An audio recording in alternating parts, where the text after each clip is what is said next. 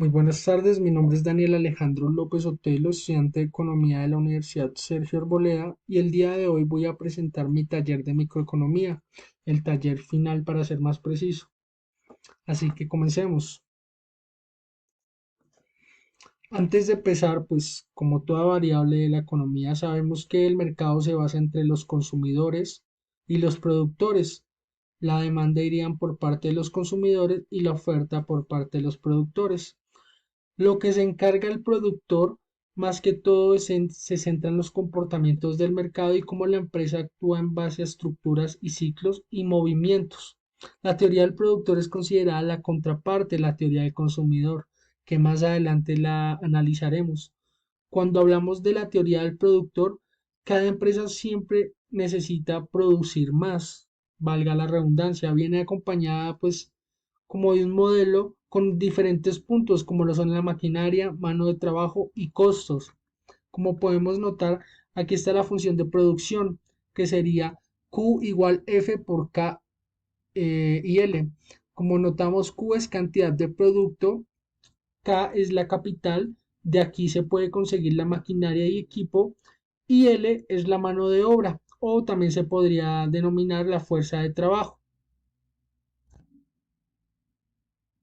En la teoría del consumidor podemos ver cómo un individuo busca y analiza entre diferentes cestas una compra que satisfaga sus necesidades disponiendo de ciertos factores como lo es el capital que dispone, preferencia de gustos o presupuesto o el descarte de que el producto no le importa mucho el que sea con tal de que cumpla sus necesidades.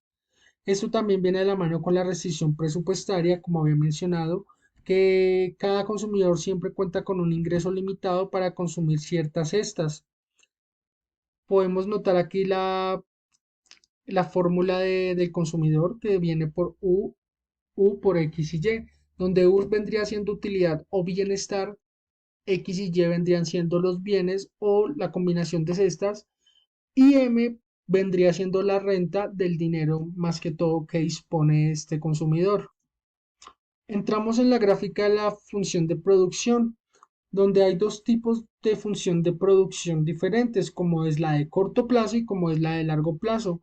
Con estas vienen las fórmulas de productividad marginal que se expresa de la siguiente manera: variación en cantidad sobre variación en trabajo. Esta la explicaremos un poco más aquí en el corto plazo.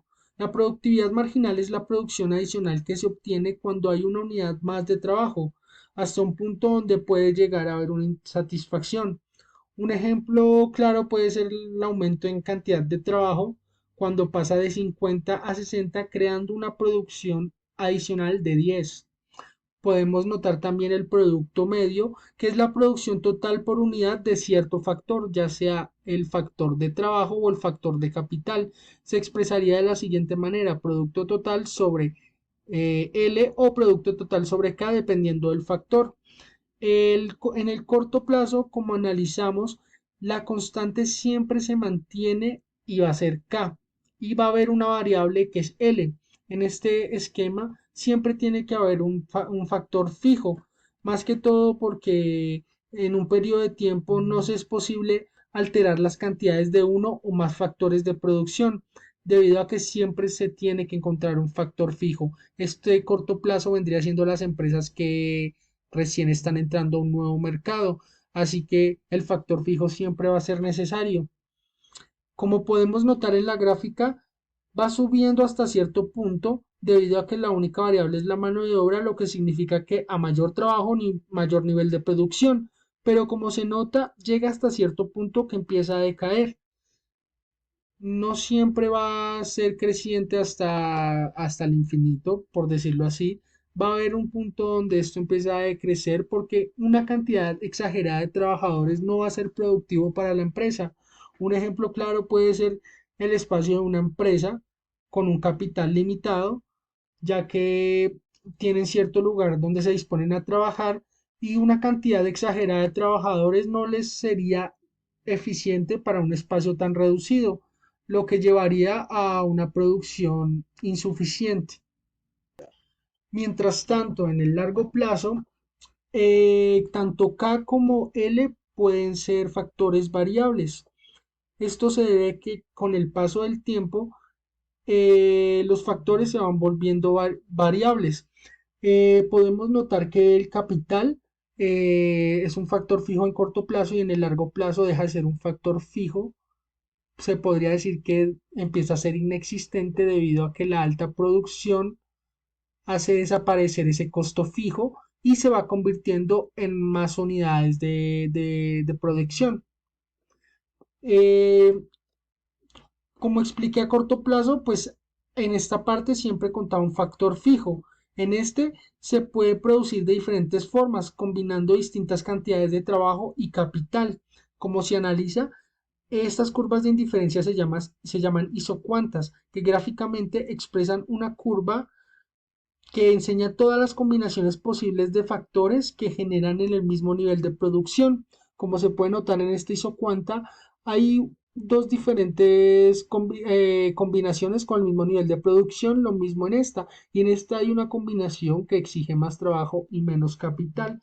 ¿Esto a qué se debe? Se debe al manejo que le tengan los directivos, ya sea una combinación de estas combinaciones, valga la redundancia, sea perfecta para minimizar el coste o maximizar el beneficio. Ya depende de la estrategia que tenga la empresa. Aquí en esta parte hice una tabla de producción para analizar estos factores. Como notamos en el corto plazo, varía la cantidad de trabajadores, varía la cantidad de producción, varía el producto medio y varía la productividad marginal. El único que se mantiene constante es el capital, como había dicho en el principio.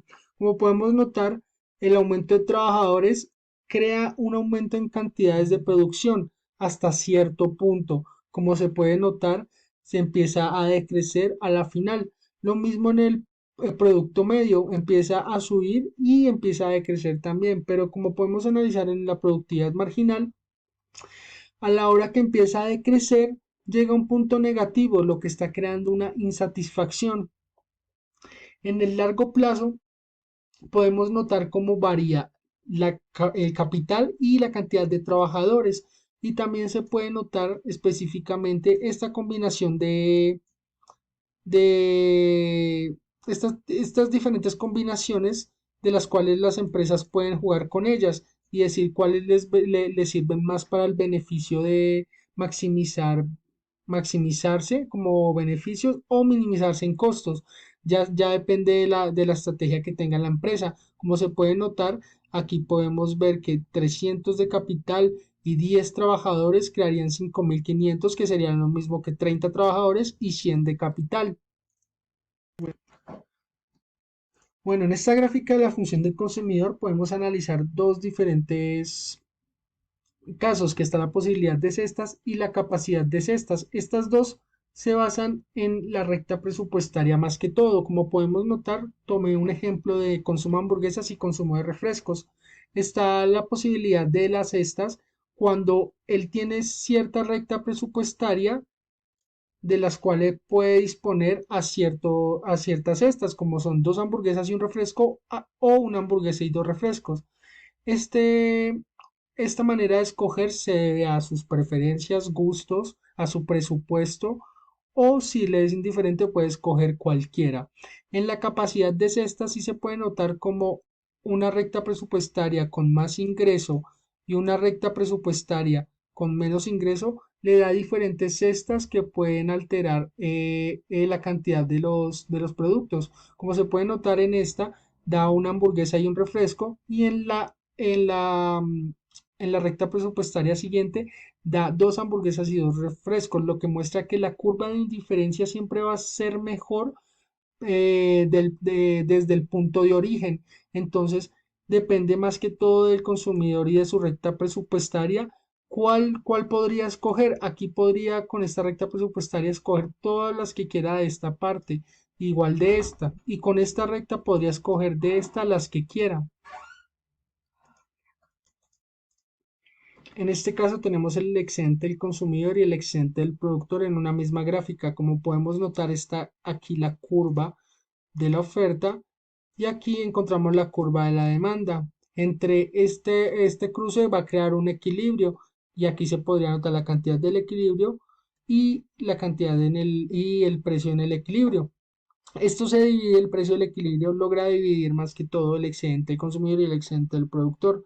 El excedente del consumidor, en un ejemplo específico, significa como cada vez que adquirimos una unidad, la valoramos altamente, pero a medida que vamos adquiriendo más y más y más, nuestra valoración va cayendo. Eso se debe a que ya estamos satisfaciéndonos tanto que llegamos a un punto exacto de saciedad. Por ejemplo, un ejemplo perfecto sería, tengo un hambre terrible y siento que si me como un hot dog, el primero que compre lo podría comprar hasta por $1000. El segundo ya lo compraría pues por $10, el tercero ya por 2 y así progresivamente, ya que después de comer tantos ya no me daría mucha hambre. Así que, ¿cómo se valoraría este excedente? Sería la suma de esa diferencia entre el valor que le doy al perro, al primer perro y al precio real. También tenemos aquí el excedente del productor, que significa que la primera unidad que vende un productor está dispuesta a venderla más barata, pero a medida que va vendiendo más unidades adicionales va elevando el precio. Por ejemplo, el productor de un celular le cuesta fabricarlo $1000 y después lo vende a $2000. Tiene un excedente de $1000. Pero si el precio en otro mercado del celular fuera de $3000, no le rentaría, así que no entraría a ese mercado, ya que no le podría quedar un excedente. Bueno, en el rendimiento a escala se relaciona en cómo evoluciona la producción cuando yo modifico en determinada proporción todos mis factores de producción. Como podemos notar, en este ejemplo se cuenta con un trabajador, un precio de capital y esto nos daría igual a dos factores de producción.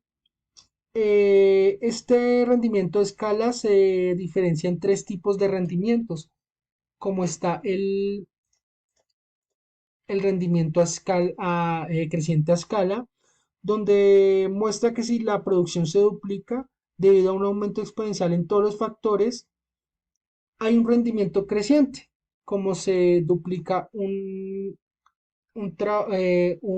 obrero y un factor en capital, muestra que se triplica casi la producción. Entonces muestra que es creciente. Esto es muy bueno económicamente, ya que podría hacer mejorar mucho a la empresa, logrando posicionarla entre las mejores, ya que está logrando maximizar sus utilidades. En el siguiente caso, tenemos al rendimiento constante a escala, que significa que cuando se duplica de igual manera el trabajador y el capital, de igual manera se duplica sus factores de producción, mostrando que no afectaría mucho la producción de la empresa, ya no la afectaría positivamente ni negativamente, sería algo que realmente sería semejante. En el próximo tendríamos al rendimiento decreciente a escala. Este sí es un caso particular debido a que en este caso cuando la producción no se logra duplicar pese a que se haya duplicado los factores. Aquí se duplican los factores como son capital y trabajo y aquí no se logra ver una duplicación en estos productos, se logra ver un aumento muy leve, lo que se ve que es un rendimiento decreciente. ¿Esto a qué se puede dar? Esto se puede notar en empresas que trabajan a gran escala, que trabajan de lejos, digamos que sus directivas no tienen mucha comunicación con sus trabajadores, así que es muy difícil controlar todo este proceso, lo que lograría bajar la productividad en el trabajo y en el capital. En este rendimiento de escala hice un ejemplo matemático del cual no lo multipliqué por un número en especial, sino por una constante que puede adoptar cualquier valor, como lo es lambda. Entonces podemos notar que hay diferentes funciones, ya sean Cobb-Douglas o funciones lineales, de las cuales vamos a determinar cuáles son crecientes, cuáles son constantes y cuáles son decrecientes. En el primer caso podemos notar que es Q igual a 2KL y a la hora de incluir lambda en cada una de las constantes, podemos notar que la fórmula final es lambda al cuadrado sobre por 2k a la L. lo que nos muestra que este rendimiento es creciente. ¿Por qué? Porque si tomamos un valor mínimo cualquiera, el que sea, yo tomé uno en esta parte y lo reemplazamos, nos da una cantidad de 2. Pero si duplicamos ese valor, nos daría una cantidad de 8, lo que significa que el rendimiento es creciente debido a que no se duplica ni se triplica. Se podría decir que se cuadruplica. Entonces se nota que es un rendimiento creciente.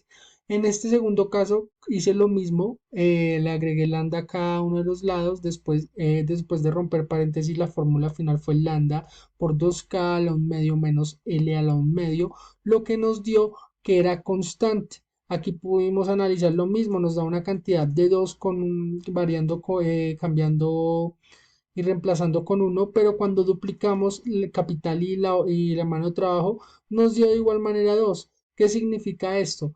Que es un rendimiento constante que no afecta de grave manera a la empresa ni de manera muy positiva. Suele ser igual. Y en esta parte, en la última, hice lo mismo y la fórmula final que nos dio fue lambda al medio por 2k al medio más L al medio, lo que nos dio decreciente. A la hora de reemplazar estos valores, me dio cantidad 3, me dio un poco más de acá, pero a la hora de duplicarlo, no se me duplicó ni siquiera acá. Lo que hizo fue aumentar de una manera muy leve. Aumentó 1.24. Entonces se puede considerar como decreciente. Por último, en esta parte, hablamos de la ley de los rendimientos marginales decrecientes. Más que todo es cuando uno o más factores son fijos. Es probable que un factor variable, normalmente el trabajo, tenga un producto marginal que acabe disminuyendo a medida que se incrementa la cantidad del factor, ya como lo he venido mencionando.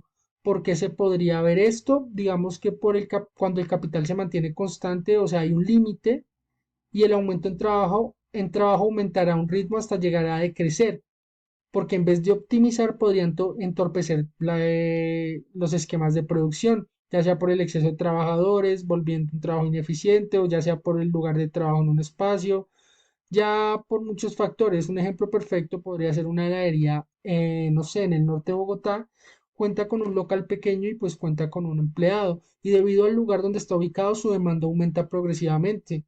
La contratación de otros dos empleados ayudaría a optimizar este negocio local, ya que los tiempos y vender más helados de lo que puede hacer un empleado puede ayudar a estos dos empleados mientras uno se encarga en la administración de pagos, el otro en hacer los helados y el otro en entregarlos. Pero si llega la contratación de otros dos adicionales, no ayudaría mucho porque el lugar siendo tan pequeño incomodaría al personal. Otro factor podría ser que el calor podría aumentar y no estarían en su máximo confort, y el poco espacio los volvería lentos a la hora de ser eficientes. Todos estos factores alterarían este rendimiento de producción y entre otros, ya depende de la variación de estos problemas. Ahora pasamos a la economía de escala, donde se podría analizar como una situación en la que la producción puede duplicarse por menos del doble del coste de producción. Se basa en cuando los productos bajan sus precios por alta demanda de ellos y la oferta a gran escala se podría ejemplificar de manera como venía haciéndolo, como una heladería. Pues digamos que se pueden vender 50 helados a 100.000 pesos, o sea, 2.000 pesos por unidad, y la gran escala se vería reflejada cuando se venden 200 helados a 200.000 pesos, habiendo una variación de cada lado de 1.000 pesos, donde se venderían a 1.000 pesos la unidad y se notaría esa disminución en el valor por unidad, pero el aumento en la cantidad de helados. Así que a medida que aumenta la cantidad producida, el costo unitario de estas disminuye. Este costo total de producción consiste en costos fijos y variables. Los costos fijos, pues ya sabemos que son costos únicos, como en este caso lo sería la maquinaria de repostería. Los costos variables ya serían los que aumentan con la producción, como son los toppings, o sea, los ingredientes, entre otros. A medida que aumenta la producción, el costo fijo se disemina sobre más unidades, disminuyendo el costo unitario de las mercancías. así como lo había explicado en el anterior ejemplo.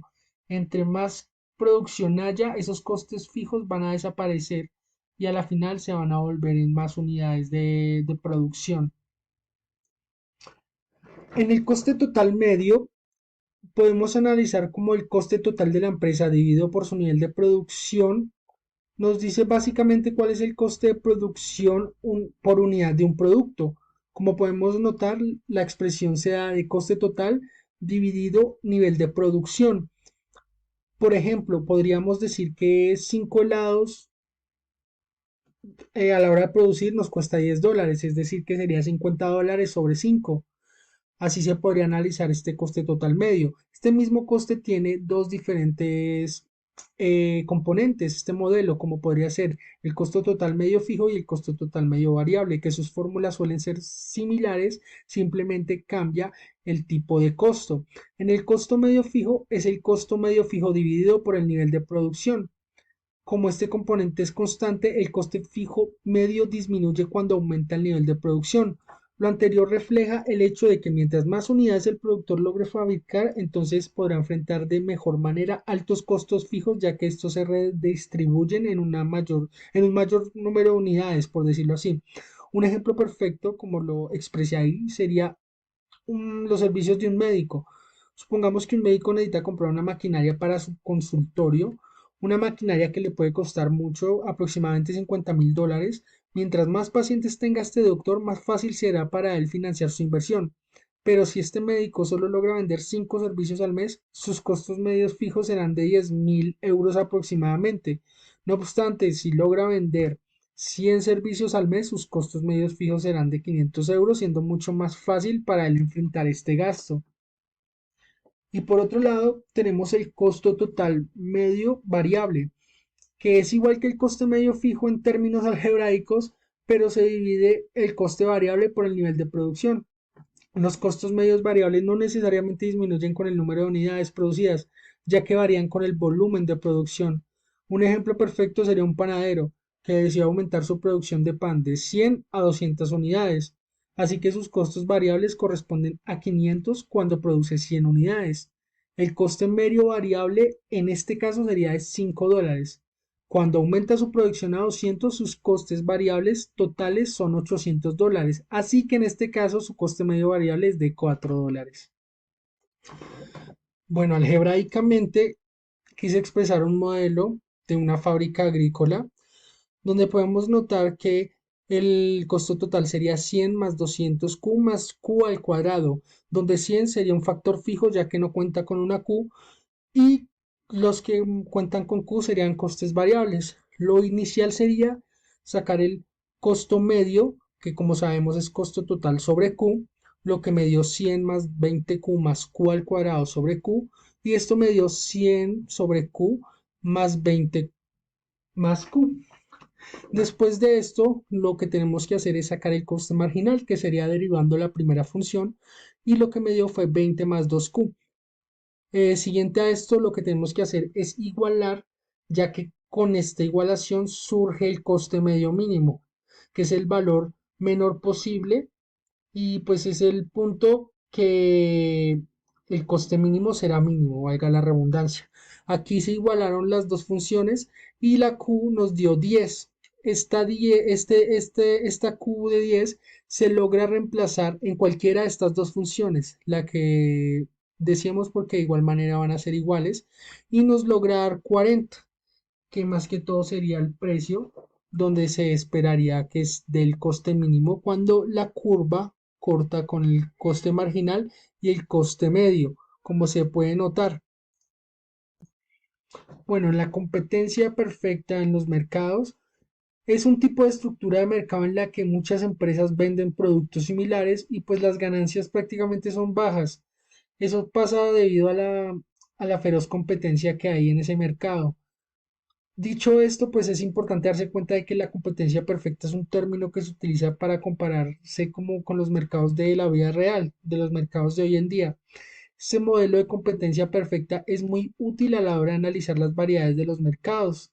Es un modelo que utilizan muchas empresas y es de suma importancia. Se basa en tres diferentes factores, como lo es los productos homogéneos, las empresas precio aceptantes y que hay una libre entrada y una libre salida.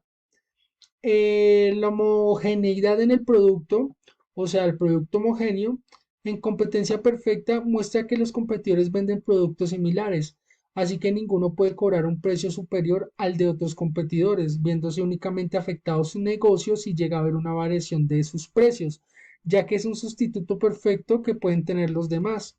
Un ejemplo perfecto puede ser los lácteos. Por ejemplo, en la zona de agricultores, puede ser incluso de las más homogéneas en este modelo. Se vende leche en los supermercados de diferentes marcas, pero el producto es muy similar. Incluso varios supermercados pueden cambiar los contratos que tienen con estas empresas lácteas y el cliente ni siquiera se dará cuenta. Están los precios aceptantes, que es que todas las empresas aceptan sus precios. Es un mercado donde compiten muchas empresas de alta la competencia y pues son bajas las ganancias. Y pues cada empresa vende una proporción pequeña en el mercado y sus decisiones no influyen mucho en el precio del mercado. Por eso en un mercado completamente perfecto, todas las empresas serán precio aceptante. Un ejemplo puede ser una papelería recién abierta en un pequeño local de Bogotá y el empresario pues compra su mercancía y se la vende a los clientes naturales o distribuidores al por mayor o por individual. Esas ventas no influyen exponencialmente a los precios del mercado, ya que él es uno de los miles de competidores homogéneos que existen en este mercado. Para este productor tan solo es una parte diminuta que un consumidor compra en un mercado tan gigante, por decirlo así. Y la otra que tenemos es la libre salida y entrada, que las empresas pueden entrar o salir del mercado sin coste. No hay como un coste especial que los amarre para decir como no se pueden ir o como para decir que no puedas ingresar como una nueva empresa. Cualquier persona con el capital suficiente o la idea bien planteada puede entrar a un mercado perfectamente competitivo y puede salir cuando quiera si ven que pierden dinero. Más que todo venden sus maquinarias y desea cerrar y nada más, ya que pues hay que entender que los consumidores buscan su beneficio y si otra empresa baja sus precios, ellos pueden cambiar fácilmente, o sea, necesariamente no es alguien, o sea, no es una empresa necesaria en estos mercados.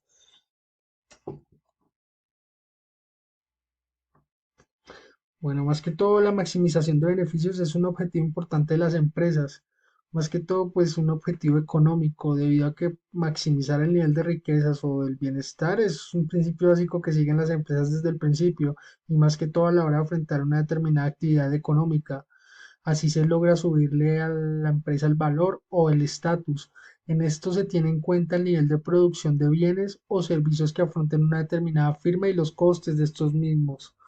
En fin, el proceso de la maximización de beneficios a corto plazo en un mercado competitivo muestra cómo una empresa utiliza una cantidad fija de su capital y elige el nivel de sus factores variables, ya sea trabajo o materias primas, con el fin de maximizar estos beneficios. Como en una situación de competencia perfecta, la empresa es precio aceptante, entonces vende su producto al precio dado por el mercado, por lo que su punto óptimo será costo marginal igual a ingreso marginal igual a precio. Aquí matemáticamente lo que hice fue hallar el costo total de una empresa cuando podemos notar que el modelo es 2 más Q al cuadrado. El precio inicial sería 8 y para sacar Q, que ya es 3.5, tendríamos que igualar el costo marginal igual al precio. Aquí lo que hicimos fue igualarlo y despejar lo que nos terminó dando 3.5, por lo que el costo medio termina siendo igual al costo total sobre Q. Como podemos darnos cuenta, sería 2Q más Q. Esto aquí se podría denominar de la siguiente manera. Costo medio de 3.5, o sea, de Q igual a 2 sobre 3.5 más 3.5. Eso nos daría igual a 4.07, que sería el precio que podemos notar aquí en esta parte de la gráfica, que sería el precio óptimo, el precio que se buscaría para un beneficio. Para esto también sacamos el costo, que sería el costo de producción sería C por 3.5 igual 2 más 3.5 más 3.5 al cuadrado, que sería reemplazar este C, este 3.5Q en la primera función, lo que nos daría 21,25. Y el ingreso fácilmente lo sacamos multiplicando el precio por cantidades, donde nos dio 28.